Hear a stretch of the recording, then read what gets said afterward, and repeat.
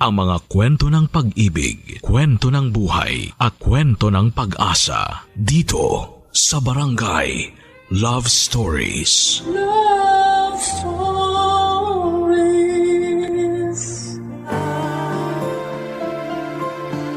Malaki ang ginagampanan ng mga kapitbahay sa buhay natin. Silang mga saksi sa mga ordinaryong araw mo kung kailan mas totoo ka sa sarili mo. Ikaw, kabarangay, naniniwala ka bang malaki ang epekto sa iyo ng kapitbahay mo? Dear Papa Dudut, ako nga pala si Celia, 30 years old. After 10 years ay kinailangan kong umalis sa nirerentahan kong kondo dahil gagamitin na raw yon ng may-ari. Kahit anong pakiusap ko na mag-increase na lang ng upa ay hindi pa rin siya pumayag. Wala naman na akong nagawa, gustuhin ko mang magstay ay hindi na pupwede. Nalungkot ako dahil marami akong memorya sa kondo na yon. 2 karelasyon ang dumaan sa buhay ko sa mga panahong nakatira ko roon. Doon din kami madalas nagiinuman ng mga kaibigan ko dahil ako ang pinakamalapit sa mga tinutuluyan nila. Kaya naman masakit sa akin noon na umalis ng sapilitan. Nahirapan din akong makahanap kaagad ng matitirhan na swak sa budget ko at malapit sa trabaho. Hindi nagtagal ay nakahanap ako ng apartment, Papa Dudut. May kalayuan sa trabaho pero mura naman ang upa. Pansamantala lang naman yon. Yon ang iniisip ko. Minamadali na rin kasi ako ng dating landlord ko kasi kailangan na rin nilang lumipat doon sa mismong kondo na nirerentahan ko. Yun ang dahilan kung bakit kinailangan kong lumipat. Kailangan na kasi nilang gamitin ang unit nila. Nakalipat naman ako kaagad at minadali ang pag-aayos ko dahil 2 araw lang ang kinuha kong leave sa trabaho para matapos ang paglilipat ko. Malaki naman ang apartment na nahanap ko. Pero hindi talaga ako masaya, Papa Dudut. Mag-isa ko lang na inasikaso ang lahat. Nilabanan ko ang lungkot at katamaran para matapos na ako. Pahinto-hinto ako noon lalo kapag naaalala ko ang dating kondo na tinutuluyan ko. Alam kong mamimiss ko yon noon lalo na ang mga ka-floor ko na nakasundo ko na at naging kaibigan. Yon ang higit na nagpalungkot sa akin. Panibagong makikilalang kapitbahay at panibagong pakikisama na naman. Nag-overthink ako kaya natigil na naman ako sa pag-aayos. Hanggang sa makarinig ako ng katok sa aking pintuan, Papa Dudut. Si Chrissy ang kapitbahay ko sa compound namin. Kaedad ko lang din siya, Papa Dudut.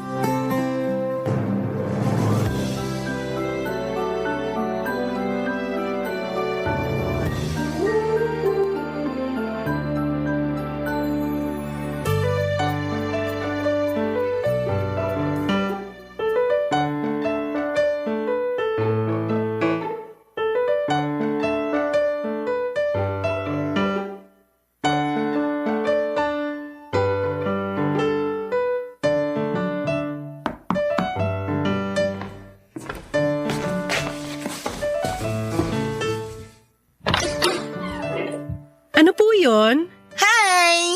Ako nga pala si Chrissy, taga Unit C. Ikaw yung bagong tenant dito sa Unit B? Ako nga, Celia pala. May kailangan ka ba? Wala naman. Gusto lang kitang i-welcome dito sa compound natin. Kumusta ka naman dito? Naho-homesick sa dati kong apartment. Normal naman yan. Masasanay ka rin dito. Masaya rito sa atin. Mas masaya kaya kaysa ron sa dati kong apartment? Ito na ang buhay mo ngayon. Kalimutan mo na yung dati mong apartment. Isipin mo na lang na ex mo yun na toxic para mabilis ka makamove on. Paano ko makaka-move on dun sa dati kong apartment hindi naman yung toxic? Hindi rin naman toxic dito. Pero Alam mo mukhang kailangan kitang kumbinsihin na mahalin tong buong apartment mo. paano mo naman gagawin yan? Kung nakita mo lang yung itsura ng dati kong apartment, may intindihan mo ko.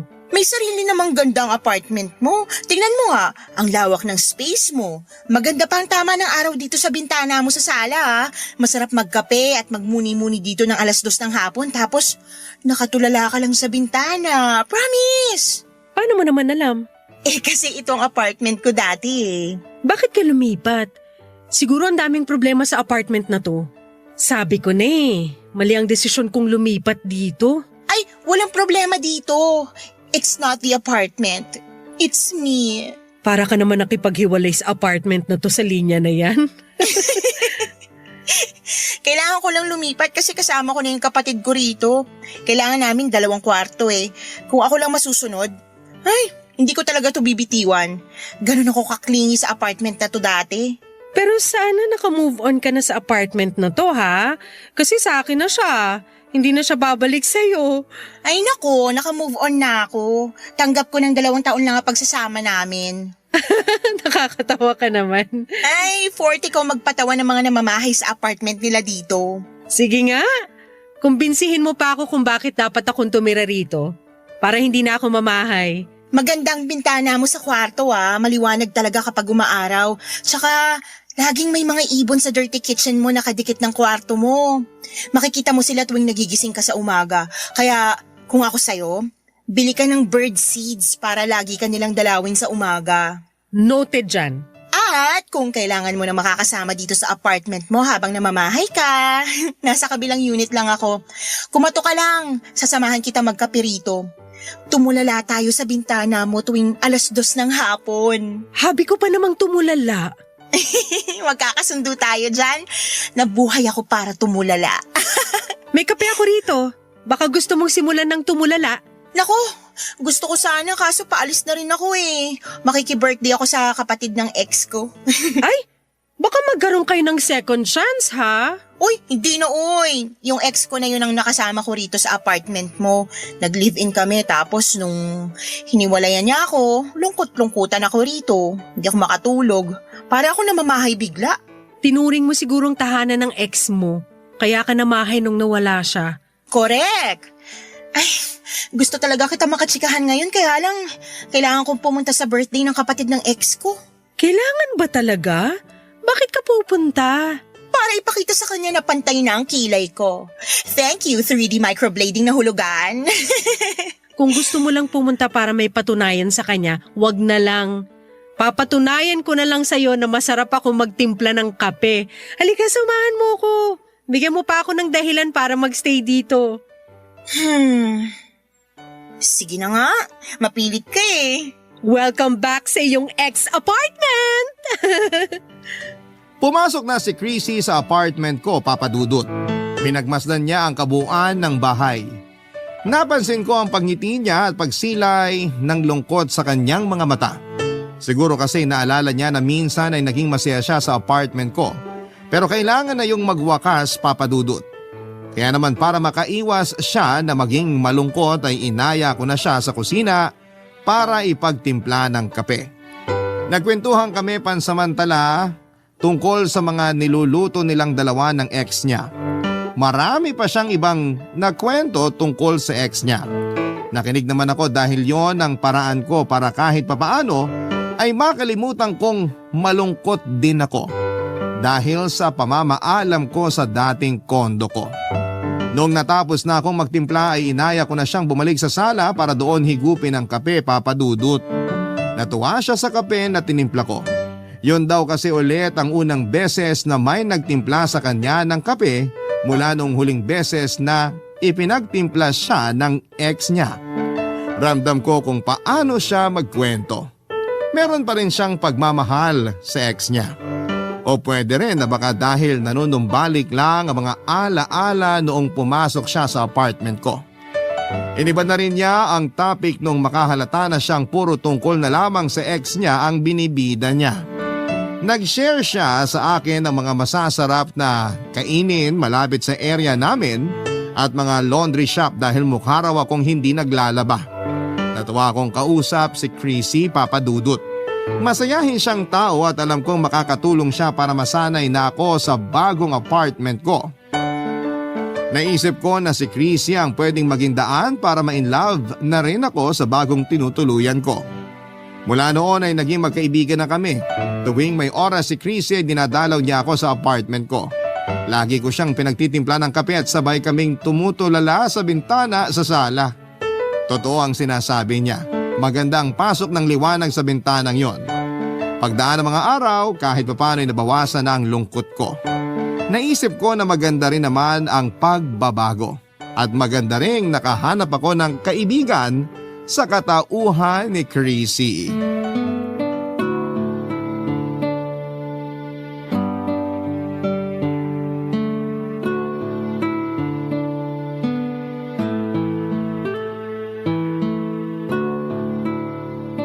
Alam mo Celia, natutuwa ako na ikaw yung umupa rito. Meron kasi yung isa na nag-inquire dito. Ang daming alagang pusa. Hindi ka ba mahilig sa pusa? Ang baho kasi ng dumi at ihi nila, nanunuot sa ilong. Wala namang mabangong dumi at ihi. Parang yung alaga niyong aso. Bakit yung aso namin? Nangangamoy kasi yung dumi ng aso niyo. Natural lang namang mga amoy yun. Ikaw na nga nagsabi, di ba? Walang mabangong dumi at ihi. Pero hindi na mangangamoy kung lilinisan na agad. Nililinisan naman namin ah. Pero pinapaabot nyo pa hanggang gabi o minsan madaling araw yung dumi. Nakailang balik na yung mga langaw sa mga dumi na yon pero hindi nyo pa rin nalilinis. Hindi naman kasi lahat ng tao may time maglinis ng dumi ng aso, no? Kaya siguro may mga tao na hindi nag-aalaga ng aso para hindi na kailangan maglinis ng dumi. Paano naman ang proteksyon ng compound natin? Sino yung mangangagat ng mga magnanakaw o tatahol sa trespassers? Ang mga aso, hindi lang sila mga bantay para sa mga masasamang loob. Alaga sila at parte ng pamilya. Nangaral pa. Naku, hindi naman. Buti nga nabanggit mo yung tungkol sa mga dumi. Chrissy, paano kaya kung pagkadumi ng alaga niyong aso, walisan na agad? Para hindi natambayan ng mga langaw. Tsaka para hindi rin nangangamoy. Parang ang hirap naman ang pinapagawa mo. Paanong mahirap? Wala pang 5 minuto yung pagwawalis. Alam mo namang mas madalas dumumi ang aso sa isang buong araw kaysa sa tao. Gusto mo ba oras-oras ay bantayan namin yung pagdumi niya para mawalis na namin agad? Busy din naman kami sa buhay. Hindi ko naman sinasabing bantayan yung oras-oras. Kaya lang sana, malinisan agad yung dumi at wag nang hintayin na sa gabi nyo pawawalisan. Minsan kasi natapakan ko nung papunta ako ng trabaho. Kasalanan siguro ng dumi, no? Kasi di siya umilag at nag-adjust sa'yo.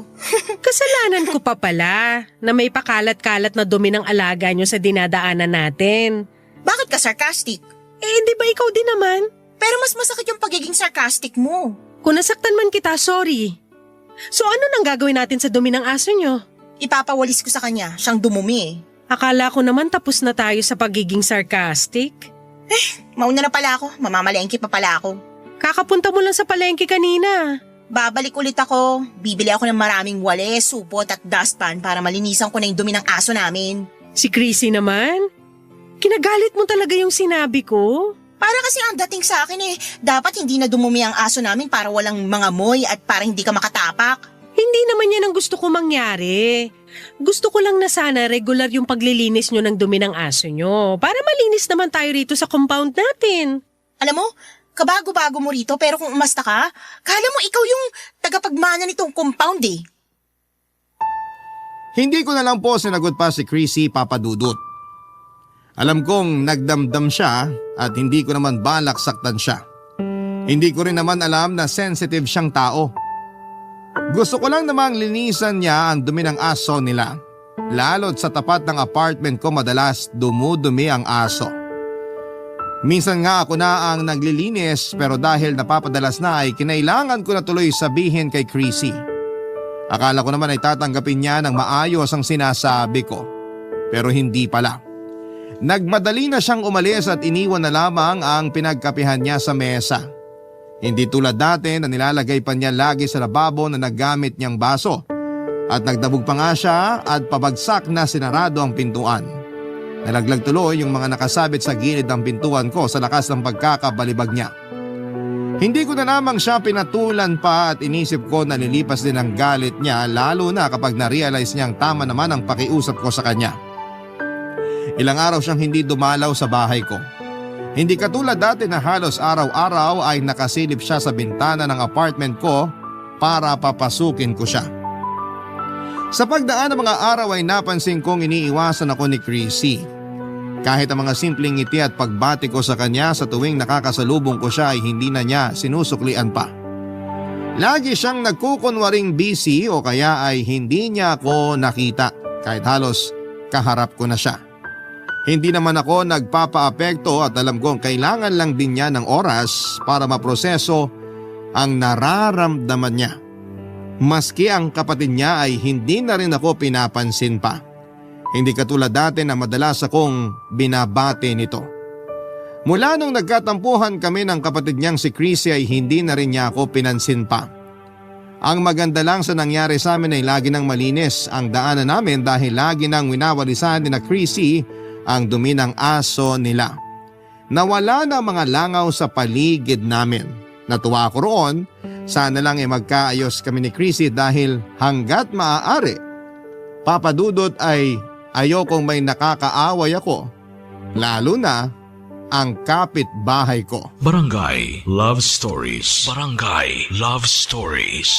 Naging mailap pa rin si Chrissy sa akin sa pagdaan ng mga araw, Papadudot. Hindi ko na rin naman pinagpilitan pa ang sarili ko sa kanya. Hindi ko naman yun ugali. Ako na rin minsan ang umiiwas lalo na kapag nararamdaman kong sisimangot na siya sa tuwing makakasalubong ko. Napadalas na rin ang pagkukulong ko sa bahay para lang maiwasan siya.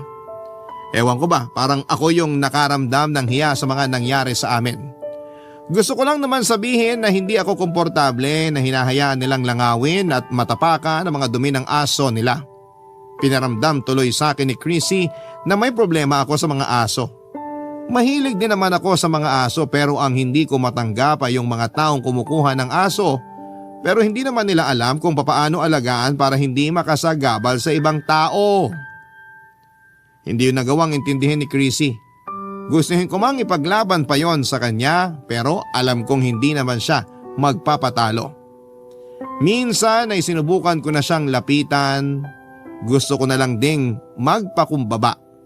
Malaki rin naman kasi ang naitulong sa akin ni Chrissy para mag-adjust sa bagong buhay ko sa bagong apartment ko. Konting hindi pagkakaintindihan lang ang naganap sa amin at ayoko nang palakihin pa. Lalo't nasa isang compound lang kami at wala kaming ibang choice kundi ang matutunang makisama sa bawat isa. Kaya naman umorder ako ng baked macaroni sa isang katrabaho ko. Hindi ako maalam sa pagluluto kaya umorder na lamang ako ng pagkain para peace offering para kay Chrissy. Hindi naman pumalya ang pagkain para pag-ayusin ng dalawang kampong may tampuhan. Na-excite akong kumatok sa pintuan ni Chrissy at sa unay walang sumasagot. Inulit ko pa ang pagkatok. Doon ako pinagbuksan ng kapatid niya. Hinanap ko si Chrissy at agad naman itong tinawag ang kapatid niya. Makalipas lang ang ilang sandali ay nakaharap ko na nga si Chrissy at nakita ko pa rin sa mukha niya na hindi pa rin siya okay sa akin, Papadudot.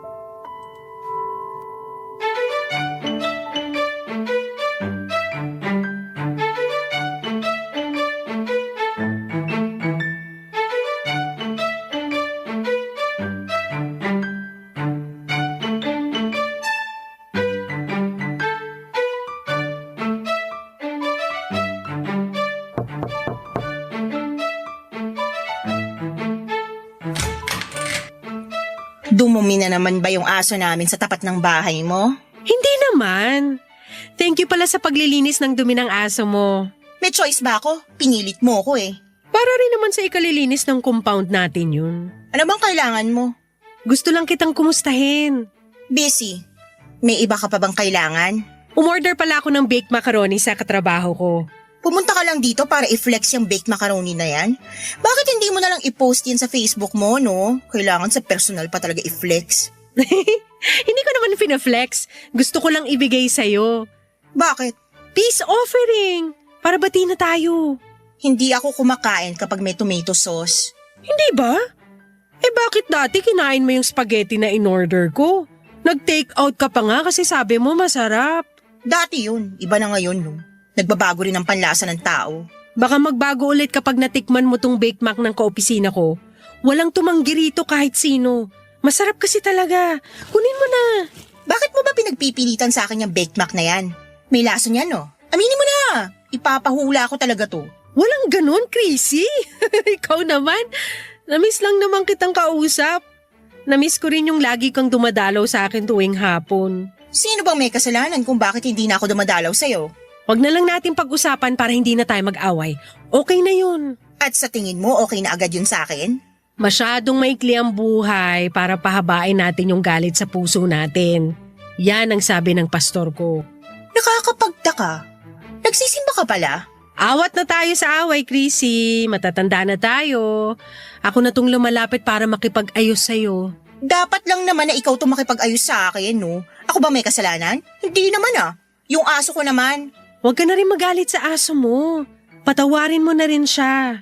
Hindi naman niya alam na mali ang dumumi kung saan-saan.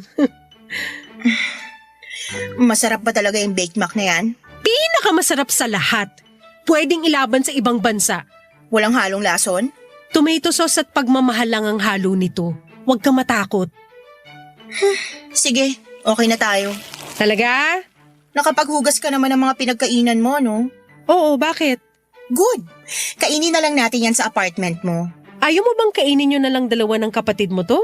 Sumabay kang kumain sa akin para alam ko kung totoong walang lason yan. O sige na nga.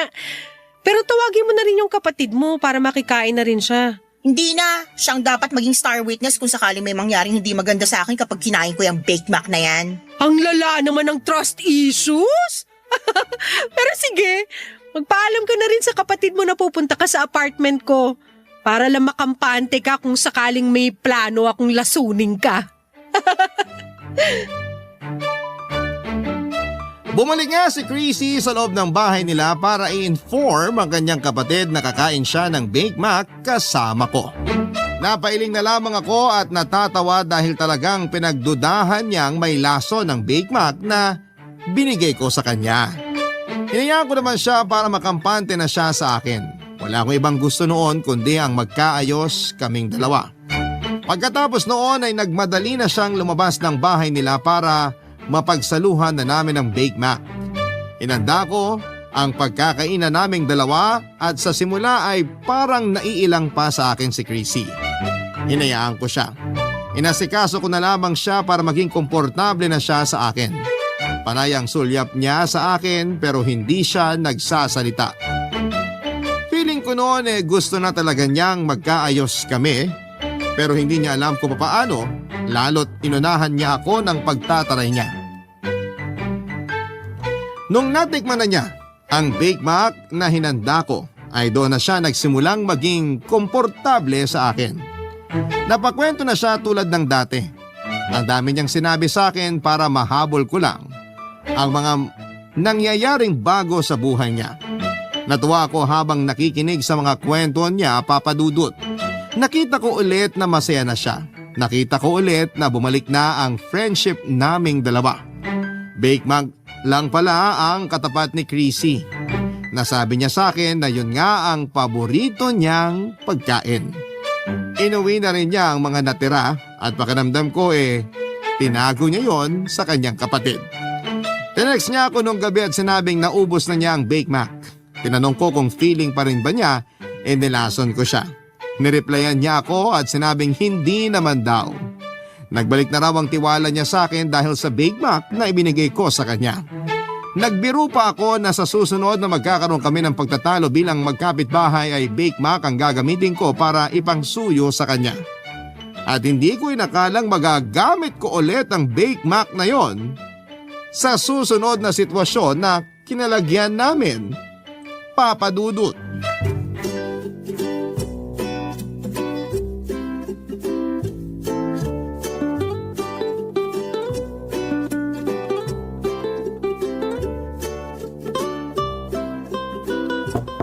Chrissy, andyan ka ba? Oh, Celia! Kailangan mo na ba yung hiniram kong kawali mo? Nakababad pa kasi sa tubig eh. Hindi ko matanggal yung bakas ng tusino. Idaan ko na lang mamaya pag nahugasan ko na ha. Ay, hayaan mo na. Meron pa naman akong extra na kawali. Kung gusto mo sa inyo na yan. Luma na rin naman eh. Yayamanin, namimigay ng kawali. Bakit ka nga napadaan? Umorder ulit ako ng baked mac sa kaopisina ko. Na naman? Kasi kailangan niya ng pera para sa birthday ng anak niya. Kaya napabili ako ng wala sa oras. Sa birthday nga ng kapatid ko, subukan kitang bentahan ng sobra naming paracetamol. Pagkakitaan naman kita minsan. Che, regaluhan na lang kita ng Bake Mac sa birthday mo. Promise. O ito na, kunin mo na to. Sure ka ba? Parang ang dami naman itong Bake Mac.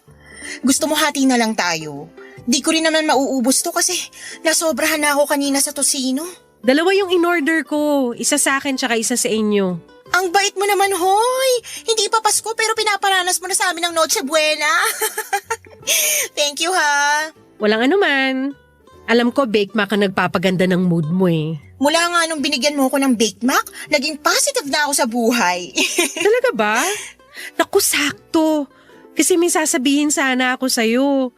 Ano yun? Kasi ano eh. Yung exhaust fan nyo, Anong meron sa exhaust fan namin? kasi nakatutok direkta yung buga ng exhaust fan nyo sa dirty kitchen ko. Eh, yung aircon ko sa kwarto sumasagap ng hangin mula sa dirty kitchen ko. Kaya ayun, Diretsahin mo na ako. lahat ng amoy ng niluluto nyo nasasagap ng aircon ko sa kwarto. Alam nga namang hindi namin gamitin. Kami naman ang mga angamoy niyan. Pero kasi nangangamoy talaga sa kwarto, lalo na kapag nagigisa kayo, nagluluto ng isda. Kumakapit kasi yung amoy sa mga damit ko at sa mga dingding ng kwarto. Ang selan mo naman. Nung una, yung dumi ng aso namin yung problema mo. Tapos ngayon, pati yung amoy ng niluluto namin. Hindi ko na alam kung saan lulugar, Celia. Binubuga nga kasi nung exhaust nyo, yung dumi o baho mula sa kusina nyo papunta sa akin. Ako naman na nakakasagap ng amoy na tinatanggal nyo sa bahay nyo. Gets? Magreklamo ka sa landlady natin, wag sa akin. Kinausap ko na yung landlady natin. Nalaman ko na ikaw pala nagpagawa ng exhaust. Kaya ang sabi niya, ikaw din daw dapat ang magpaayos. Eh, tama naman siya. Eh anong magagawa ko? Alam nga namang ako lang ang mangamoy ang kusina. Paano naman ako? Kwarto ko naman na nangangamoy dahil sa pinagawa mong exhaust. Kaya nga exhaust fan eh. Kailangan talaga yan para mawala yung amoy sa kusina namin. Alam ko naman kung anong gamit ng exhaust, kaya lang sana pinagawa nyo ng maayos. Yung hindi nakakaperwisyo ng kapitbahay. O eh anong gusto mong gawin ko? May nakausap na akong gumagawa ng exhaust. Kailangan daw kasi ng roof ventilator cap. Para yung buga ng hangin sa kusina nyo sa bubong nyo lalabas. Hindi mangangamoy sa inyo, hindi rin mangangamoy sa akin. Ang hassle naman ang gusto mong ipagawa. Gagastos pa kami. Pwede naman kitang pautangin. Paunti-unti ka na lang magbayad. Wala namang kaso sa akin eh. Ayokong umutang, no? Baka naman pwedeng hindi ka na lang mag-aircon para hindi nasasagap sa kwarto mo yung amoy ng kusina namin. Malabo naman yun. Ang init sa kwarto ko. Tsaka alam mo naman night shift ako. Sa umaga at tanghali ang tulog ko. Yun pa naman ang oras na nagluluto kayo. Mabilis kasi ako magising eh kapag may hindi ako nagugustuhan na amoy. Alam mo, dapat sa'yo walang kapitbahay. Hindi ka marunong mag-adjust? Chrissy, sinusubukan ko namang mag-adjust pero mali naman kasi yung exhaust fan mo. Kasi nga nakatutok sa apartment ko. Pwede mo namang gamitin yung exhaust fan mo pero pagawan mo ng tamang ventilation para hindi ako yung nakakasagap ng baho ng kusina mo. Hindi na ako nakapagpigil pa, Papa Dudut. Napalakas ang boses ko habang dinedepensahan ko ang sarili ko. Hindi ko gusto na ang ginagawang panggagaslight sa akin ni Chrissy kaya nasagot ko na rin siya. Akala kong uubra ang Bake Mac para makapag-usap kami ng mas maayos. Pero hindi pala. Hindi na sumagot sa akin si Chrissy habang hawak niya ang Bake Mac at inirapan ako nito. Lumabas siya ng kanyang bahay at saka nilapag sa sahig ang Bake Mac na ibinigay ko. Saka nagmarcha papasok ng loob ng kanilang bahay. Hindi niya ako nilingon o tinignan man lang bago pumasok. Pero pinaramdam niya sa akin ang pagdadabog niya. Pabagsak pa niyang sinarado ang pintuan. Lumabas ang kanyang kapatid at sinamangutan din ako. Mukhang mabilis na nakapagsumbong si Chrissy. Kinuha ko na lang ang Bake Mac at saka nagmadaling pumasok sa loob ng kwarto. Muli ay nagkaroon kami ng alitan ni Chrissy. Nahiya na rin ako lumabas ng bahay dahil panay ang paninig niya kapag alam niyang nasa sala lamang ako at maririnig ko ang boses niya. Patuloy pa rin siya sa paggamit ng exhaust nila sa kusina. Mas tumindi pa nga ang amoy ng mga niluluto niya. Nagluto siya ng tuyo at ibang mga malalansang isda na kahit mababad sa kumukulong mantika ay malansa pa rin. Paulit-ulit din ang paggamit niya ng mantika sa pagluluto, kaya halo-halo na yung amoy kapag lumalabas sa exhaust niya. Mas matindi tuloy ang kapit ng amoy na yon sa kwarto ko. Gusto ko na sanang magreklamo sa landlady ko, kaya lang ay baka mas lalo lang kaming magkaroon ng alitan ni Chrissy. Gusto ko pa rin magkaayos kami. Pero hindi ko na alam kung kailan willing makipag-usap si Chrissy sa akin ng panahong yon, Papa Dudut. Barangay Love Stories. Barangay Love Stories. Ilang buwan na ang lumipas pero hindi pa rin kami nagkakaayos ni Chrissy. Ang masakit pa ay hindi pa rin niya pinapagawa ang exhaust niya.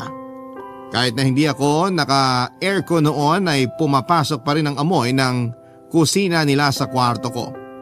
Napadalas na tuloy ang tulog ko sa sala para lang makaiwas sa amoy. Kaya lang sa sala naman ay nangangamoy ang dumi ng aso nila. Hindi na muling naglilinis si Chrissy ng dumi ng aso nila, Papa Dudut. Hinahayaan na lamang niyang hanggang gumabi at nakakainis lang dahil yung aso nila sa tapat pa ng pintuan ko nagdudumi. Nakakaramdam na ako noon ng inis. Pero hindi ko pa alam ang gagawin at masyadong sensitive si Chrissy kapag pinupuna ang mali sa kanya. Yon ang napansin ko, parang hindi siya marunong mag-adjust sa ibang tao. Kahit ang kapatid niya ay hindi rin ako kinakausap at minamalditahan din ako.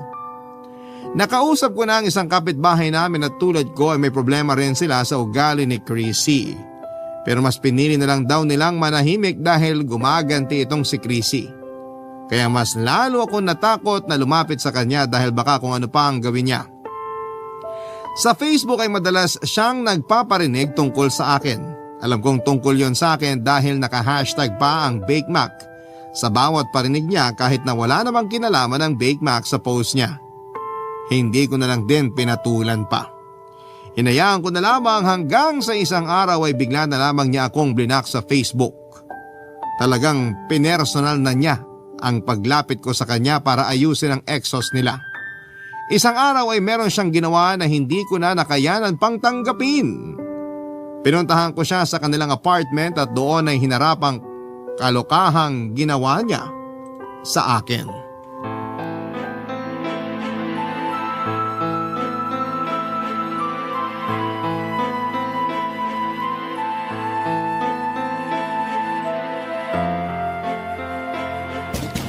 Chrissy! Buksan mo tong pintuan niyo! Chrissy! Ano bang problema mo? Gusto mo bang gibain tong pintuan ko, ha? Magpaliwanag ka sa akin! Eto na naman po si babaeng kailangan lagi ng paliwanag. Diyos me, umay! Huwag mo ko dinadaan sa ganyan ha. Hindi na ako natutuwa sa'yo. Bakit? Sa tingin mo natutuwa ako sa'yo? Pag-usap tayong dalawa. Hindi na makatarungan tong ginagawa mo.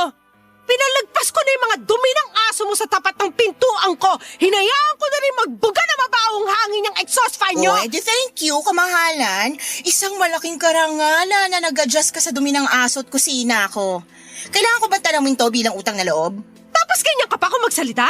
Hindi talaga uso sa'yo mag-adjust, no? Kapag nasasabihan ka na mali, gumaganti ka? Anong klase pag-uutak ka meron ka? Alam mo, wala akong time makipag-diskusyon sa'yo. Mag-usap tayo! Pupuno na ako sa'yo! Ano na naman ba kinakagalit mo? Ano na naman bang irereklamo mo ngayon? Marami bang banyo mo? Ako na naman ba may kasalanan? Marami ka bang labahin ngayon? Ako pa ulit ang may kasalanan? Bakit mo sinabi sa mga nagde-deliver ng parcel na patay na ako? Ah, yun ba? Hindi yata kami nagkaintindihan eh. Bakit kailangan mo sabihin yun sa kanila? Kailangan ko ang mga parcel na yon! Ayaw na nilang i-deliver dahil sinabi mo matagal na akong patay sa mga rider! Anong klase pag-uutak kayang Chrissy? Ginawa naman nilang literal yung ibig sabihin ng patay. Gusto ko lang iparating sa kanila na para sa akin, patay ka na. Hindi ka na nag-e-exist sa buhay ko. Ganun lang kasimple. Mali ko ba kung ginawa nilang literal? Silang may mali. Laging mali ang ibang tao, no? Pero ikaw ang perfect mo? Hindi ka pwede magkamali? Mali naman kasi sila talaga. Bakit nila ginawang literal yung sinabi ko? Sinabi mo sa kanila na i-cancel ng account ko kasi may gumagamit para ang scam ng mga rider? Paano mo to didepensahan ngayon, ha? Aba, malay ko ba kung may gumagamit ng account mo para manloko ng riders? Talamak pa naman ngayon yung ganyan. Nakakaawa yung riders. Sinabi ko lang yon para makapag-ingat sila. Talaga ba, Chrissy? Baka naman sinabi mo yun dahil sa galit mo sa akin. Pwede rin. Talagang ganyan ang ugali mo, no? Ayaw mo na magbago? Magbabago lang ako kapag alam kong may natatapakan na akong tao. Ilang beses mo na akong tinapakan! Mala-teleserye naman ang linya mo na yan. Hindi ako nakikipagbiroan sa'yo! Hindi rin ako nakikipagbiroan sa'yo. Ang hirap mong maging kapitbahay! No wonder kahit yung nasa kabilang unit, ayaw ka rin kausapin dahil sa kagaspangan ng ugali mo!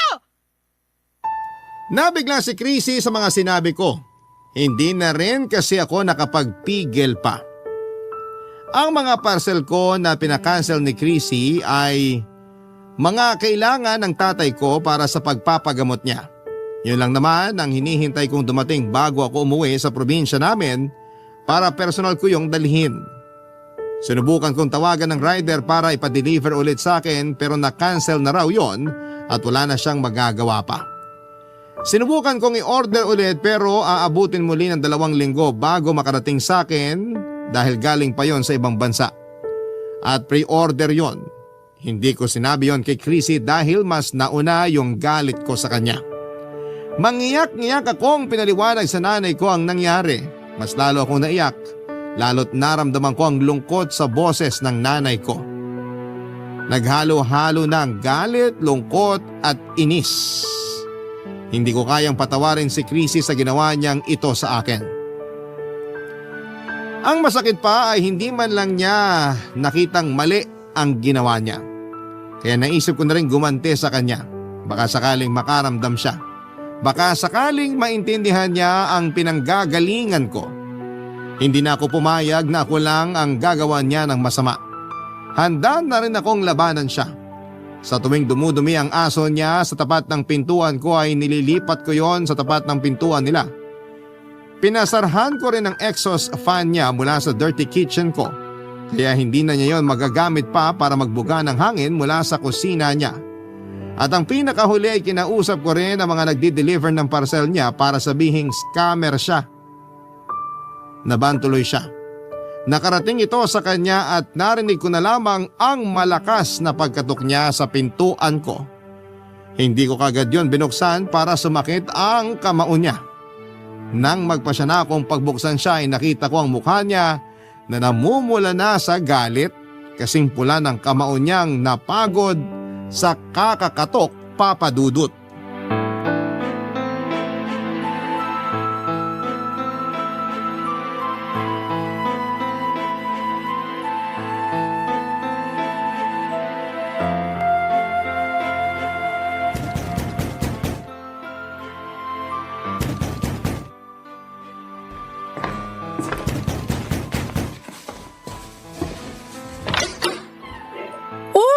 Chrissy! Napadaan ka.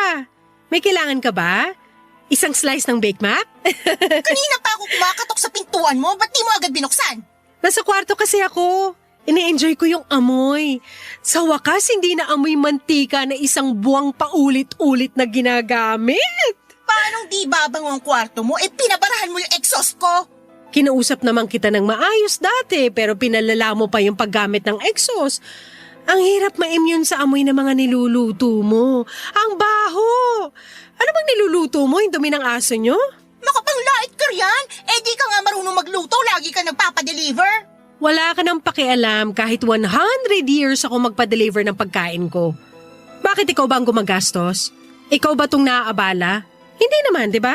Inaabala mo ko sa pagpapasara ng exhaust ko? Alam mo ba kung gaano kabaho ngayon ang kusina ko? Kung ano man ang amoy ng kusina mo ngayon, ganyan din ang amoy ng kwarto ko noon. Enjoy! Hindi ka talaga pwede makausap ng maayos, no? Di ba ganito ka rin naman makipag-usap sa akin noon? At bakit kailangan mong ilagay ang dumi ng aso ko sa tapat ng pintuan ko? Sa tapat ng pintuan mo dumumi ang aso ko Na dapat namang nililinisan mo, di ba? Winalis mo nga, pero dinala mo naman sa tapat ko. Kung maayos kang kapitbahay, sana pagkawalis mo, dinakot mo na para itapon sa basurahan. Pwede mo namang hiramin yung dustpan ko Bakit ako nadukot hindi ko naman aso yan. Kala ko ba pet lover ka? Oo, pet lover ako. Hindi ko naman sinasaktan ng aso mo sa tuwing dumudumi siya sa pwesto ko. Wala naman siyang alam dun. Kaya binabalik ko lang sa'yo yung dumi. Kasi mas may isip ka kaysa sa aso mo. Alam mo na dapat responsibilidad mo ang dumi ng aso mo. Tamad ka lang kamo na magwalis ng dumi ng aso. Ano bang tamad? Winalis ko naman ang dumi ng aso mo. Winalis mo papunta sa akin. At least winalis, diba? Pati mga parcel ko pinakailaman mo. Mabuti na banggit mo yan. Parang proud ka pa sa ginawa mo sa mga parcel ko ah. Proud ka rin naman na pinagmukha akong patay sa mga nagde-deliver ng parcel ko. Ang liit na bagay nung ginawa ko sa'yo kumpara sa ginawa mo sa akin. Sinabi mo sa riders na scammer ako. Nakakasakit ka ng loba. At ako, hindi ba ako nasaktan nung sinabi mo sa riders na patay na ako? Malay ko ba kung seseryosohin nilang sinabi ko? At malay ko rin ba kung seseryosohin nilang sinabi ko tungkol sa'yo? Hindi ka talaga magpapatalo, no? Kailangan mo talagang gumanti. Sino ba sa atin ang naunang gumanti? Ikaw naman, di ba? Nananahimik ako rito pero sinagad mo ang pasensya ko. Napaka-arte mo. Hindi ka lang napagbigyan sa mga gusto mo, gumanti ka na bigla. Aba, sabihin mo yan sa sarili mo. Ikaw to nagsimula ng gulo. Maayos ako nakiusap sa'yo tungkol sa aso at sa exhaust mo pero anong ginawa mo? Pinalala mo lahat. Mula ngayon, patay ka na talaga sa akin. Wag na wag lang ako matsyempohan ng mga nagde-deliver sa'yo dahil hindi mo magugustuhan ang sasabihin ko sa kanila. Huwag ka mag-alala. Hindi na ako magpapadeliver dito sa bahay. Diretso na agad sa opisina dahil dun walang demonyong kapitbahay na katulad mo.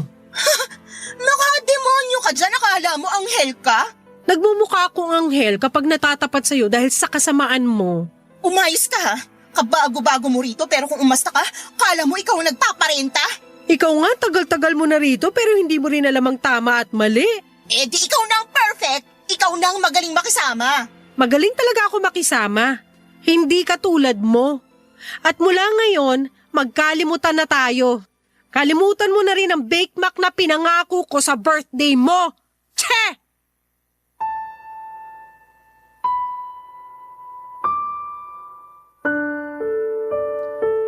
Papa Dudut, hindi ko na hinintay pa na sumagot si Chrissy. Tinalikuran ko na siya at pinagbagsakan ng pintuan. Doon ako naka-feel na tamang ginawa ko at kailangan kong maiparamdam sa kanya ang ginagawa niyang mali sa akin noon. Hindi ako nagpasindak sa kanya. Kahit na ilang beses siyang nagparinig sa akin noon ay hindi ko na siya pinansin pa. Mas lalo tuloy siyang nagalit. Pinagpatuloy ko lang ang ginagawa ko. Hindi ko tinibag ang pagkakasemento sa exhaust niya. Lagi ko pa ring nilalagay noon ang dumi ng aso niya sa tapat ng pintuan niya. Lagi na rin siyang nakaantabay sa mga parcel niya sa takot na baka maunahan ko siyang lapitan ang mga nagdi-deliver. Alam ko na stress na siya noon pero hindi ko siya aatrasan kung yun ang paraan para matuto siya. Hanggang sa isang araw ay kusa na niyang nililinisan ang dumi ng aso niya sa tapat ng pintuan ko. Nawala na sa wakas ang amoy na pumapasok sa loob ng sala ko. Pinagawa na niya ang exhaust at nakatutok na yon sa kanyang bubungan. Hindi na pumupunta sa akin ang amoy ng niluluto niya mula sa kusina. Sinubukan kong magpa-deliver ng parcel sa bahay at kahit siya ay nakaharap na rin ng rider. Itinuro na nito kung saan ako nakatira. Naging maayos na si Chrissy pero hindi ibig sabihin noon ay kinaibigan ko na siyang muli. Mas okay nang maging civil lamang kami sa isa't isa kaysa ibalik ang dati naming pagkakaibigan. Yun na lamang ang naging relasyon ko sa kanya, isang kapitbahay. Hindi yon nahahaluan ng personal na panghuhusga. Mas madaling maayos ang problema kung meron man. Maraming salamat nga pala sa pagbasa ng aking liham at lagi akong nakikinig sa mga kwento ninyo sa Spotify lalo na tuwing wala akong pasok sa trabaho. Sana'y magpatuloy pang maging malakas ang inyong #1 na programa sa Barangay LS. Ang inyong kapuso at kabarangay forever, Celia. Nagustuhan ng iyong napakinggan? Ituloy yan via live stream sa www.gmanetwork.com/radio. Barangay forever. Ang mga kwento ng pag-ibig, kwento ng buhay at kwento ng pag-asa dito sa Barangay Love Stories. Love Stories.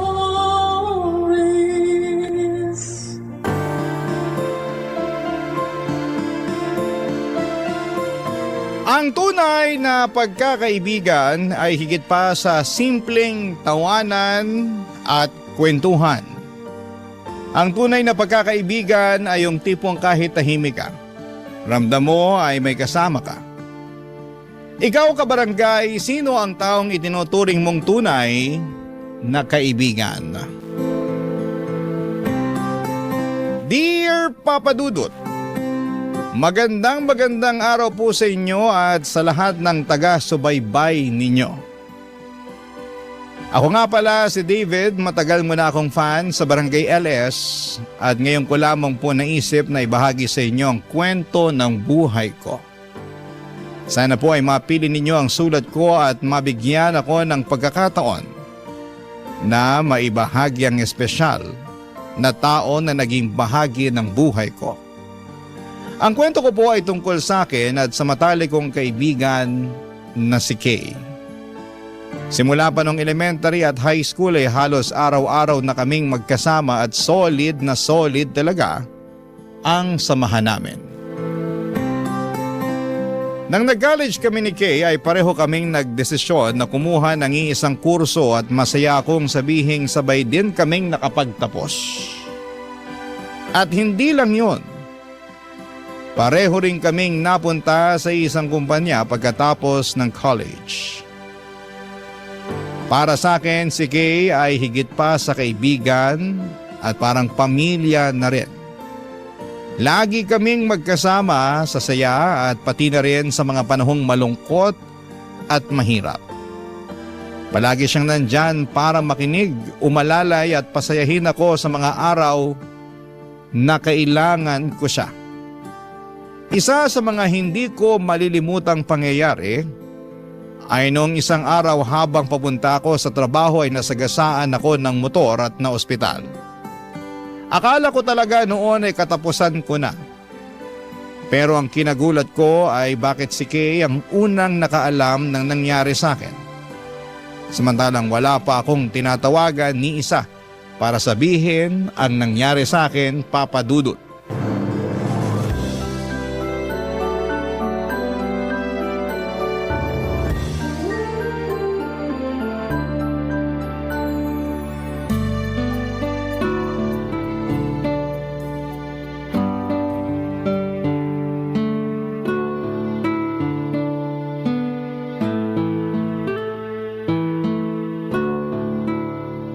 Alam mo ikaw, mukhang ulyaning ka na.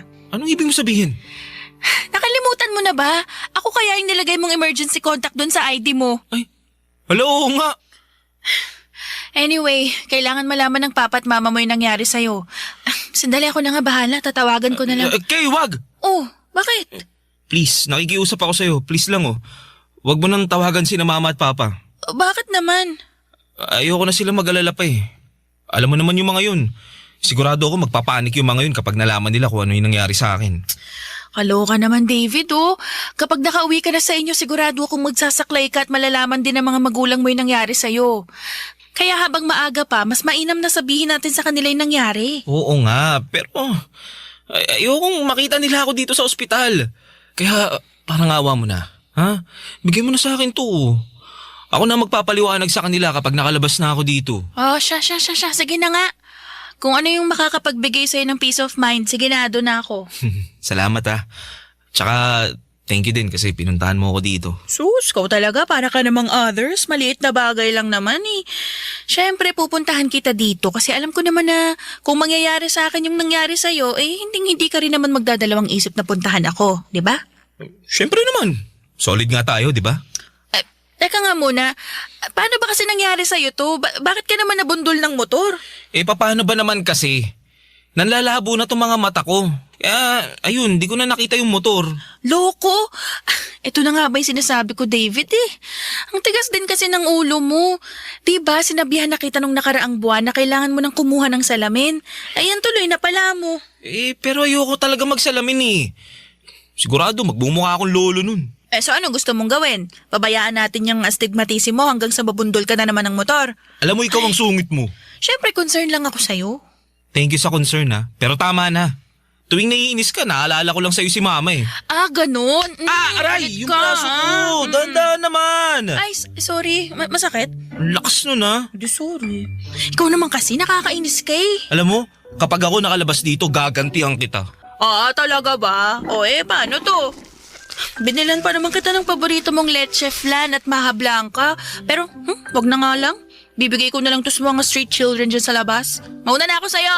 Bye! Ito naman di na mabiro. Lapag mo na lang dyan sa mesa. Kakainin ko yan mamaya. Pagkain lang pala katapat mo eh. Kilalang kilala mo nga talaga ako. Ano?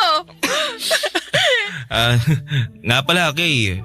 Thank you sa pagbisita sa akin dito Pero sige na, mauna ka na. Baka mamaya malate ka pa sa trabaho mo. Hindi. Dito lang ako. Sasamahan kita hanggang sa gumaling ka. Ano ibig mo sabihin? Nagpaalam na ako kay boss na magli-leave ako ng 1 linggo para mabantayan at maasikaso kita. Ba't mo naman ginawa yun? Di mo naman kailangan gawin yun eh. Alam mo, huwag ka nang choosy. Ako magiging yaya mo for 1 week straight at wala ka nang magagawa doon. Kaya relax ka lang dyan. Ako na bahala sa'yo, okay?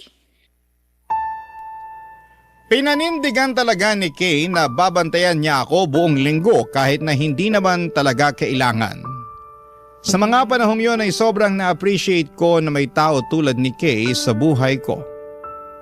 Pero syempre nagalit din ang mga magulang ko nang malaman nilang hindi ko agad sinabi ang tungkol sa aksidente, pero tinulungan ako ni Kay at naipaliwanag niya sa mga magulang ko na ayoko lang namang mag-alala sila. At dahil sa tulong ni Kay ay hindi na nagtampo sa akin ang mga magulang ko. At sa katunayan, sa halip ay mas lalo lamang lalo kong naramdaman ang pagmamahal sa akin ni na mama at papa. At aaminin ko din po sa inyo, Papa Dudut, na habang tumatagal ay mas lalong nahuhulog ang loob ko kay Kay. Hindi ko maintindihan kung bakit ngayon ko lang naramdaman ang mga ito sa tagal na naming magkaibigan. Pero siguro ganun talaga ang pag-ibig. Hindi mo malalaman kung kailan ka tatamaan. Bigla na lamang itong darating at tatamaan ito ang puso mo nang hindi mo inaasahan.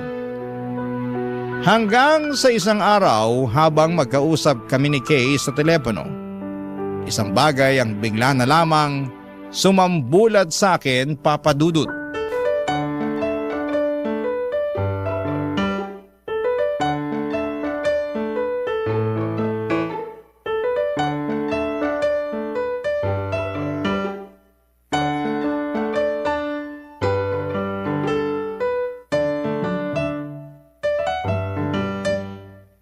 Siya nga pala, David, may papakilala ko sa'yo, Alex, babe!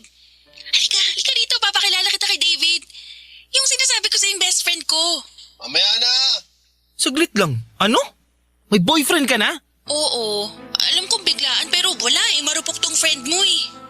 Actually, naging kami ni Alex nung nakaraang buwan pa. Ba't di mo naman agad sinabi sa akin? Sorry na. Pero ngayon lang talaga ako nagkaroon ng lakas ng loob na sabihin yung tungkol sa amin ni Alex. May feeling kasi ako na magtatampo ka sa akin kapag nalaman mo yung tungkol sa amin eh. Paano mo naman nasabi yun? Kasi matagal na tayo mag-best friend at baka magtampo ka kasi mahahati na yung oras ko sa'yo tsaka kay Alex. Ano ka ba naman? Oy, Brad! Nabalitaan ko yung nangyari sa'yo. Kumusta ka na? Eto, ayos lang. Salamat. Pero 1 week ka din binantayan ng jowa ko, di ba? Siguro magaling ka na naman ngayon, di ba? Kailangan mo pa ba ng yaya? Mahikilala ako. Nga pala, lubos-lubusin mo na tong video call niya sa'yo kasi sosolohin ko na siya mamaya. Alam mo ikaw, nagpapakyut ka na naman sa akin eh. Pero cute naman talaga ako, di ba? Ay naku, ewan ko sa'yo. I love you. Love you too. Doon ka na nga muna. Sige. Paano yan, Brad? Sa susunod, tumingin ka sa kaliwa at sa kanan bago ka tumawid ng kalsada, ha? Ang cute niya, no? Andyan pa ba si Alex? Wala, ayun. Kapapasok lang ng CR. Bakit? May itatanong ako sa'yo eh. Pero wag ka sana magalit ha. Sige, ano ba yun? Sigurado ka na ba talaga dyan sa boyfriend mo? Ano naman siya? Bakit mo naman natanong yan? Ewan ko, pero... Pero ano? Ewan, nayayabangan ako dyan sa jowa mo eh. Alam mo ikaw, hindi ka pa rin talaga nagbabago, no? Noon pa man sobrang judgmental mo na. Seryoso ako. Masama yung kutob ko dyan sa boyfriend mo na yan. Alam ko na kung bakit ka nayayabangan kay Alex. Dahil siguro dun sa sinabi niya na cute siya, no? Yun ba yun? Siguro. Basta, hindi ko mapaliwanag eh. Hindi mo maipaliwanag kasi wala naman talagang basihan yung mga pinagsasasabi mo. Puro ka duda at hinala. Alam mo, kapag nakita na kayo ni Alex sa personal, sigurado ako magbabago din yung tingin mo sa kanya. Uy babe, di ka pa ba tapos dyan? Halika na nga dito. Tapusin mo na nga yan. Kanina ka pa dyan eh. Uy, so paano? Alis na muna ako ha. Tawagan na lang kita soon. Ha? Sige. Basta kung kailangan mo ng karamay o makakausap ha. Nandito lang ako palagi para sa'yo. Ay sus. Napakadrama mo talaga, no? Pero thank you. Best friend talaga kita, no? O sige na, papatayin ko na tong tawag. Ingat ka dyan. Sige, ikaw din. Ingat ka. Bye! Babe, di ka pa ba tapos dyan? Lakas ng hangin mo. Kala mo naman kagwapuhan ka. Hindi ko maintindihan kung ano nakita sa'yo ni Kate. Nagustuhan ka niya eh. Makakain na nga lang. Bad trip. Aaminin ko po sa inyo na sobrang inis na inis ako kay Alex noong araw na yon. Ramdam ko yung yabang niya sa video call, yung tipong parang nangaasar. At nararamdaman ko rin na parang ayaw niya sa akin. O baka nga tama si Kay na baka hinuhusgahan ko lamang si Alex nang wala sa lugar. Pero sa kabila ng lahat ng yon ay isang bagay ang malinaw sa akin. Mahal na mahal ko na si Kay at gusto ko na sanang iparamdam sa kanya yung totoong nararamdaman ko. Kaso torpe ako papadudot. At bago ko pa man masabi ang tunay ko na nararamdaman ay naunahan ako ng asungot na si Alex. Kaya na mga panahong yon ay sinabi ko na lamang sa sarili ko na magpaparaya muna ako kahit na hindi ko gusto at kahit na masakit. Pero ginawa ko yon dahil mahal na mahal ko si Kay. At kahit papaano ay gusto ko pa rin naman siyang maging masaya. Kahit nasa piling siya ng ibang tao. Barangay Love Stories. Barangay Love Stories. Papadudot noon ay maayos pang naging samahan namin ni Kay.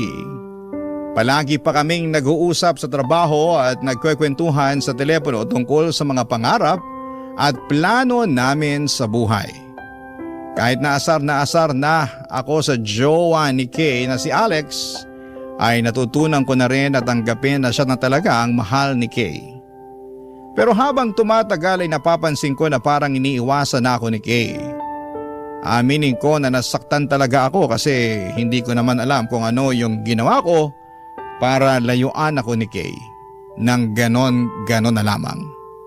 Masakit ang ma-friend zone pero mas masakit pa yung pakiramdam na yung taong minsang pinakamalapit sa iyo ay unti-unti nang nawawala sa buhay mo.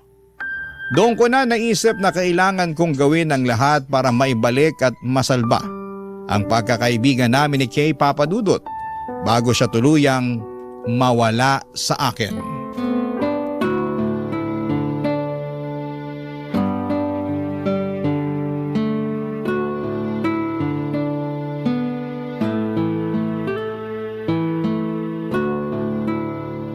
Kay?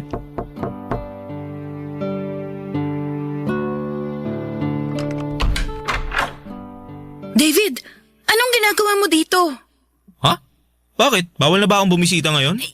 Hindi naman sa ganun, pero please lang, nakikiusap ako sa'yo. Umalis ka na muna. Huwag ngayon, parang awa mo na. Sandali nga lang. Bakit ba nagkakaganyan ka ha? May problema ba? Pwede ba? Sumunod ka na lang. Papunta na dito si Alex. Uy, ano naman ngayon? Kilala niya naman ako ha. David, tatapatin na kita. Ayaw ka ng jowa ko. Yun na nga ba sinasabi ko eh. Siya ba ang dahilan kung bakit mo ako iniiwasan? Oo. Pero bakit? Kasi pinagseselosan ka ni Alex. Pero Kay, alam mo naman sa sarili mo na wala tayong ginagawang masama. Hahayaan mo na lang ba na basta-basta na lang masisira yung pagkakaibigan natin dahil lang sa lalaking yon? Kung tutusin naman walang basehan yung pagsiselos niya sa akin eh. David, please lang. Ayoko ng gulo kaya umalis ka na lang. Hindi. Dito lang ako. Aantayin ko yung Alex na yan at ako mismo magpapaliwanag sa kanya na wala siyang dahilan para magselos. David, hindi mo alam kung paano magalit si Alex. Kaya kung ayaw mong mapilayan, nagmamakaawa ako na umalis ka na lang bago ka pa niya makita. Alam mo kung anong hindi ko maintindihan? Kung bakit ka nagpapadala dyan sa jowa mo eh. Mas may pinagsamahan tayo, Kay. Kung tutusin, hindi pa nga nag-iisang taon simula nung nakilala mo yung Alex na yan eh. Pero masisisi mo ba ako? Mahal ko si Alex eh. At isa pa, ikaw ang best friend ko, David. Dapat ikaw tong mas nakakaintindi sa akin. Uy, ano yung gusto mong maintindihan ko? Kung bakit mo ako nilalayuan para dyan sa Alex na yan? Kay naman eh. Hindi kita nilalayuan, David. Talaga ba? Ilang linggo mo na nga ako iniiwasan tsaka hindi kinakausap eh. Kailangan ko lang talaga ng mas marami pang time para maipaliwanag kay Alex na wala siyang dapat ikaselos sa'yo. At kapag nangyari yun, pinapangako ko sa'yo na babalik na yung dating sigla ng friendship natin. Kaya nga ako na yung kakausap dyan sa jowa mo. Para hindi ka na mahirapan. O, tingin mo magiging okay lahat kapag ginawa mo yan, ganon? David naman, ilang beses ka na namin pinag-awayan. Nagdududa siya na may namamagitan sa atin. Pambihira. Ibang klase din naman talaga yan eh, no? David, alam mo, mahal kita bilang kaibigan, alam mo yan. Pero mahal ko rin si Alex. Kaya parang awa mo na, wag mo na akong pahirapan. Umalis ka na lang muna, okay? Promise, tatawagan kita mamaya. Yun na nga yun eh. Naiinis ako kasi hindi ka naman talaga dapat nahihirapan. Ano ba nakita mo dyan sa Alex na yan at patay na patay ka sa kanya? Diyos ko, dyan na si Alex. Kotse niya yun eh. David, please lang, magtago ka na, umalis ka na nga. Sige na nga. Pero tatawagan kita mamaya. Oo na, alis! Sa totoo lang ay sobrang nainsulto talaga ako noong araw na yon. Ang haba na ng pinagsamahan namin. Ang dami naming napagdaanan tapos ay nagawa niya akong ipagtabuyan dahil lang ayaw ako ng boyfriend niya. Para sa akin ay sobrang unfair noon. Nagbigay na ako ng espasyo, nagparaya na ako pero bakit ako pa rin yung nasasaktan ng ganito? And deep inside, alam ko rin na labag sa loob ni Kay ang ipagtabuyan ako. At nagagawa niya lamang yon kasi mahal niya si Alex. Kasi kung gusto niya talaga akong mawala sa buhay niya ay matagal na niya akong blinak pero yon ang isang bagay na hindi niya nagawa. At ayun na nga papadudot, umabot kami sa puntong kahit ayaw ni Alex. Nagkaka-text pa rin kami ni Kay. Nagchat-chat at nauuwi pa sa palihim na pagkikita. Nagtiis ako kasi ayokong tuluyang mawala si Kay sa buhay ko. Mas pinili kong kumapit sa kung ano pang natitira sa amin. Kahit ako na lang yung nasasaktan sa bandang huli, papadudot.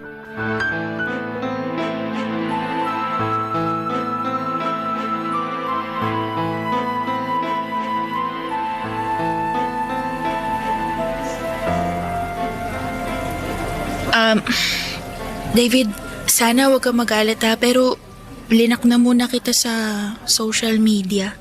Ano? Bakit mo naman ginawa yun? Hiningi na kasi ni Alex yung password ko sa mga account ko eh. Binigay mo naman. I mean, okay na yun para at least matigil na rin siya sa pagdududa niya sa'yo. Pero huwag ka mag-alala kasi ni minsan hindi ko naman binigay sa kanya yung passcode ng cellphone ko. At tulad ng nakasanayan natin, mag-text ka na lang para hindi niya tayo mahuli. Ano yan? Humihinga-hinga ka pa? Ayos ka lang? Ano pa ba? May magagawa pa ba ako? Hindi lang kita best friend eh. Malamang di ako magtitiis sa ganitong klaseng setup. Sorry na. Uy, huwag ka na magtampo sa akin. Alam mo naman na kahit iniiwasan na kita nun, hindi rin naman kita matitiis, diba? Ikaw lang kaya yung nag-iisa kong best friend. Alam mo, mabait ka naman eh. Maganda. Matalino. Hindi ka deserve nung Alex na yun. Mas deserve mo yung lalaking hindi insecure tsaka possessive. David naman eh. Di ba napag-usapan na natin to? Mahal ko si Alex at hindi magbabago yun. Kaya please, huwag ka na kumontra. Di naman talaga ako kontra kung di lang kita mahal. Ano? Sabi mo? Wala. Kay, maglalakas loob na ako na sabihin sa'yo to. Kasi kapag hindi ko sinabi sa'yo to ngayon, hindi ko alam kung magkakaroon pa ako ng pagkakataon para sabihin sa'yo yung tunay kong nararamdaman. Ha? Anong ibig mong sabihin? Kay, mahal na mahal kita. At gusto kong patunayan at ipadama sa'yo yun. David naman, bakit ngayon mo lang sinabi sa akin to? Kasi nung una hindi pa ako sigurado eh. At ayoko naman na masira yung pagkakaibigan natin dahil lang dito sa nararamdaman ko. Pero ngayon na nakikita kong nagtitiis ka sa maling lalaki, mas lalo akong nagiging sigurado sa nararamdaman ko para sa'yo. David, nagpapasalamat ako kasi simulat sa Paul, andyan ka palagi para suportahan ako at iparamdam sa akin na hindi ako nag-iisa. Pero alam mo naman 'di ba na parang kapatid na lang yung tingin ko sa'yo? Aaminin ko nung umpisa, nahirapan akong tanggapin na hanggang best friend lang talagang tingin mo sa akin.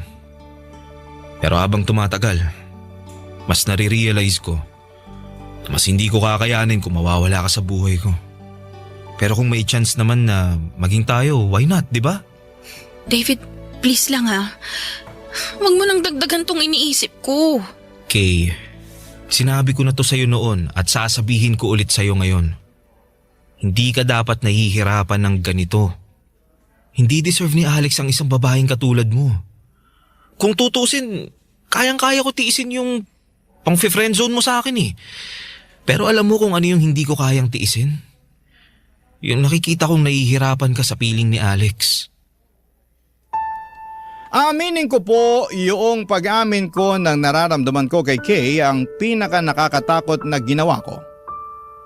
Para akong kinakain ng sarili kong kaba, papadudot. Pero noong araw na yon ay hindi ko na talaga napigilan ang sarili ko. Ang tagal ko na kasing bit-bit yung nararamdaman ko at naisip ko na kung hindi ko pa sasabihin, baka hindi na ako magkaroon ng lakas ng loob para sabihin ang tunay ko na nararamdaman.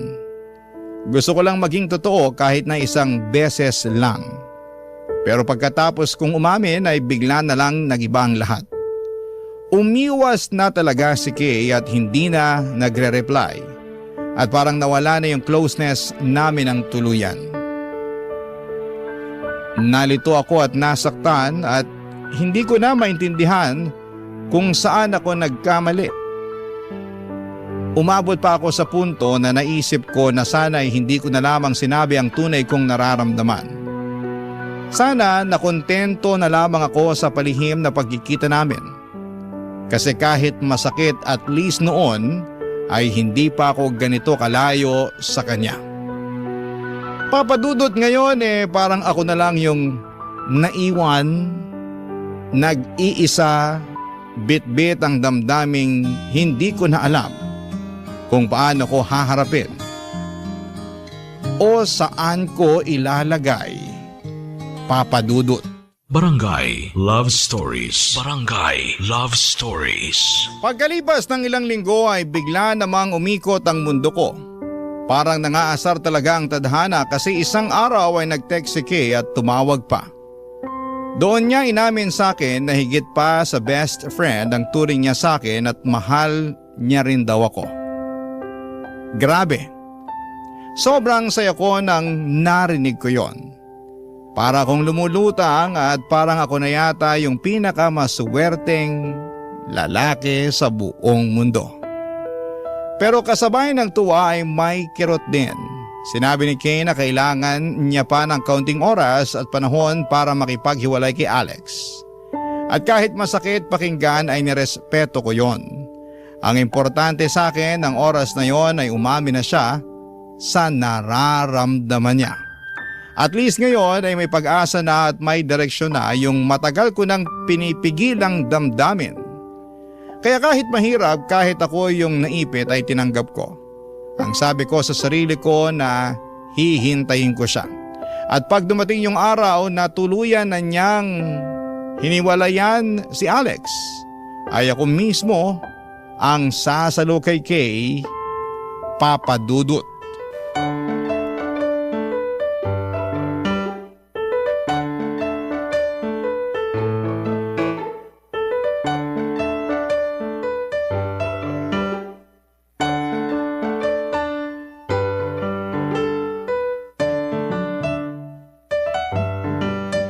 Kay! Dito! David, kanina ka pa ba nag-aantay? Nako, hindi naman no. Kakarating ko nga lang dito sa park eh. Kung ganun, bakit ka pinagpapawisan? Wala to. Alam mo naman, pawisin ako, di ba? Nga pala, alam ba ni Alex na nandito ka ngayon? Siyempre hindi. Ano bang klaseng tanong yan? Sinabi ko sa kanya na mag-overtime ako sa trabaho ngayon, kaya wag ka na mag-alala dyan, okay? Sige, sabi mo eh. Gusto mo na bang kumain? Sagot kita. Mamaya na lang, di pa naman ako nagugutom eh. Pero magsabi ka lang kung nagugutom ka na ha. Sige po.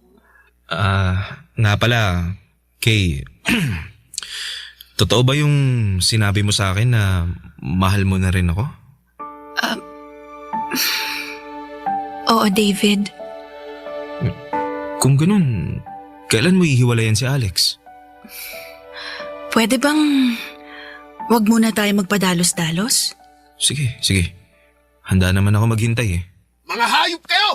Alex! Sabi ko na nga ba nakikipagkita ka pa rin sa lalaking to eh. Brad, wag mo sigawan si Kay. Kumalma ka. Ha? Wala kaming ginagawang masama. Hoy, hindi kita kinakausap ah. Manahimik ka, kung hindi sasapakin kita. Sige, subukan mo lang. Hinahamon mo ako? Oo! Uy, tumigil na nga kayo! Awat na! Tama yung sinasabi ni David, Alex. Simulat sa pool pa lang wala na kaming ginagawang masama. Kung tutuusin, ikaw lang naman tong malisyoso mag-isip eh. Napakadumi kasi niyang utak mo. Eh masisisi mo ba ako? Kung hindi pa kita sinundan, hindi ko malalaman na niloloko mo na pala ako. At para sabihin ko sa'yo, ha?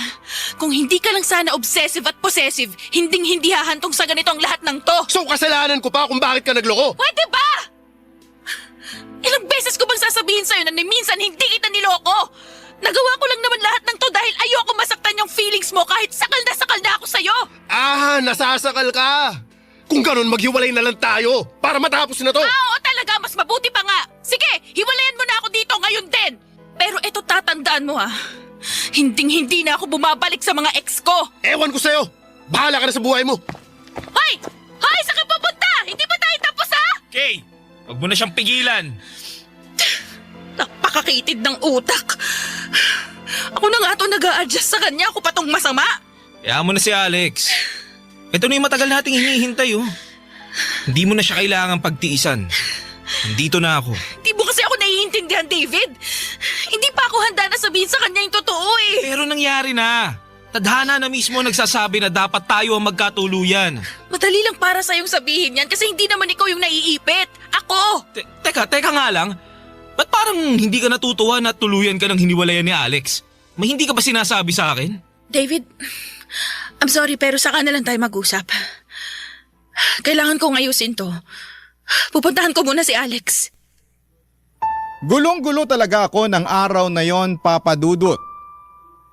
Dahil napakagulo din ni Kay. Ramdam ko na hindi niya pa sigurado kung ano ang talagang gusto niya para sa kanyang sarili.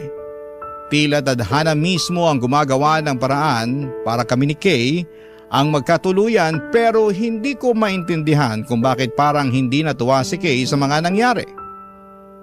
Hindi ko po lubos maintindihan kung bakit kailangan pa niyang habulin si Alex noong umalis ito. Dumoble yung sakit sa puso ko noon at lalo lang nagulo ang isipan ko sa dami ng tanong at alalahanin. Alam ko na si Kay lang ang makasasagot ng lahat ng mga katanungan ko at sa wakas ay mukhang makukuha ko na rin ang sagot ko sa mga katanungan ko. Pagkatapos ng 2 araw ay nag-text siya at sinabi na makikipagkita siya sa coffee shop. na pinuntahan namin noon. At syempre, agad akong pumayag. Sabik na malinawan sa lahat ng mga nangyari noong gabing sinugod kami ni Alex. At para rin sa pagkakataong marinig mismo ang nararamdaman niya.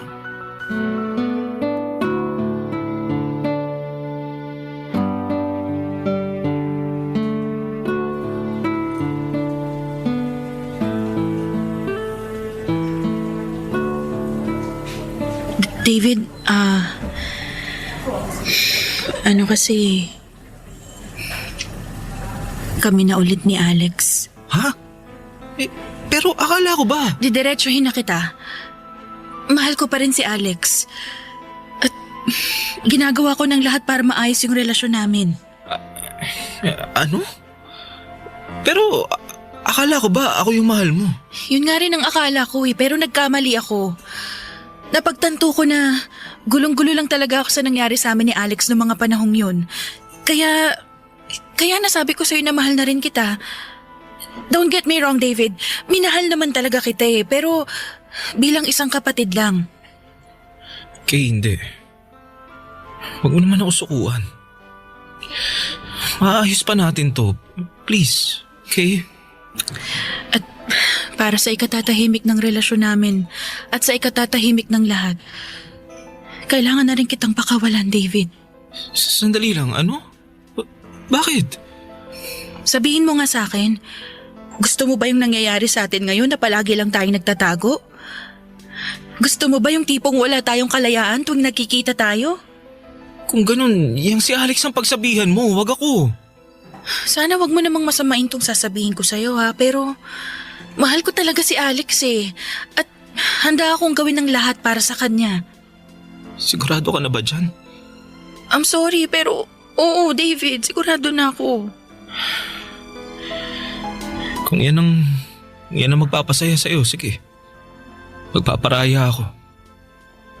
Tatanggapin ko ng buong puso yung desisyon mo. Pero may isa lang akong ipapakiusap sa'yo. Ano yun? Sana alagaan mo ang sarili mo. At sana magtira ka ng konting pagmamahal para sa sarili mo. Nire-respeto ko na ang desisyon mo at ang relasyon nyo. Masakit man pero kailangan. Salamat, David. Huwag ka mag-alala. Kahit kailangan na kitang layuan, hindi kita makakalimutan. Sa dinami-dami ba naman ng mga pinagdaanan natin di ba? Mabuti naman kung ganun. Sayang lang talaga, no? Kung nilakasan ko lang sana yung loob ko noon baka naging tayo pa. Siguro kung noon pa lang, sinabi ko na sa'yo yung totoong nararamdaman ko. Siguro, nabigyan mo na ako ng chance. David. Ito naman, biro lang. Huwag ka mag-alala. Didistansya na ako. Pero kung kailangan mo na makakausap, lagi mong tatandaan nandito lang ako bilang best friend mo. Salamat. Napagtanto ko na mahirap ma-friendzone. Pero mas mahirap at masakit pala yung mawalan ng best friend. Yung kaibigan na palaging nandyan sa saya at lungkot. Yung taong alam ang lahat ng kwento mo. Yung taong nakakaintindi na kaagad sa'yo kahit wala ka pang sinasabi. At para sa akin, ikaw yung kaibigan na yun. Pero para sa ikatatahimik nating lahat, lalayo na muna ako. Pagkatapos ng araw na yon ay tuluyan na akong dumistansya kay Kay para hindi na makagulo sa relasyon niya kay Alex. Nakikita ko pa rin si Kay sa workplace namin at nagkakakumustahan pa rin naman kami. Pero hindi na kasing sigla ng dati ang friendship namin. Wala namang kaming sama ng loob sa isa't isa. Pero nakatutok na kasi siya sa love life niya habang ako naman ay nakatutok sa trabaho ko. At okay lamang yon kasi iba-iba naman tayo ng priorities sa buhay. Siguro sa iba ay hindi maganda ang ending namin ni Kay at ganoon din ang iniisip ko noon. Pero habang tumatagal po papadudot ay narealize ko na ang pagiging single pala ay may sarili ding kapayapaan. Mas nagagawa mo yung mga bagay na gusto mo nang hindi iniisip ang ibang tao. At mas may space ka rin para mag-isip kung ano talaga ang makabubuti sa buhay mo.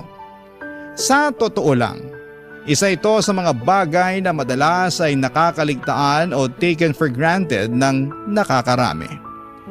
Dito ko na po muna tatapusin ang kwento ko. Alam ko na maraming nangyari at masakit sa simula. Pero sa ngayon ay natutunan ko na ring tanggapin ang lahat.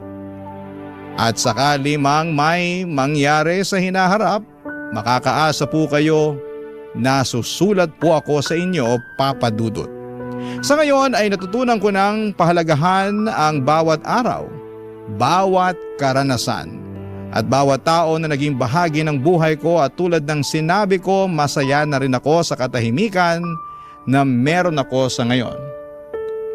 Ang inyong forever kapuso at kabarangay, David. Kwentuhan naman tayo dito sa comment section.